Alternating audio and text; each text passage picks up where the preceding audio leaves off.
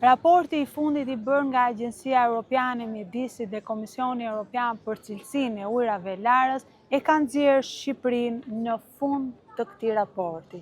Është një alarm për cilësinë e ujrave tonë, të liqeneve, lumenjve dhe të deteve. Dhe është edhe një rrezik për jetën e qytetarëve, për shëndetin e qytetarëve, por edhe të turistëve që zgjedhin Shqipërinë.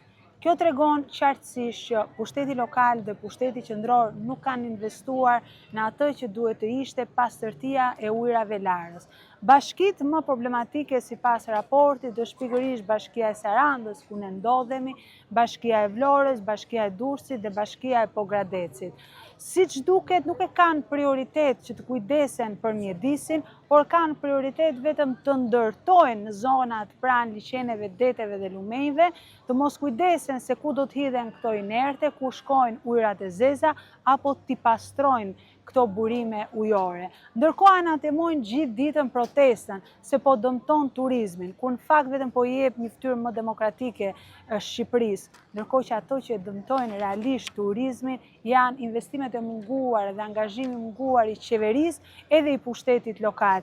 E dëmtojnë këto raporte që e nxjerrin Shqipërinë në fundin e shteteve europiane, në fakt aty ku nuk e meriton, sepse për nga natyra duhet të ishte në krye të cilësisë së ujrave Larës.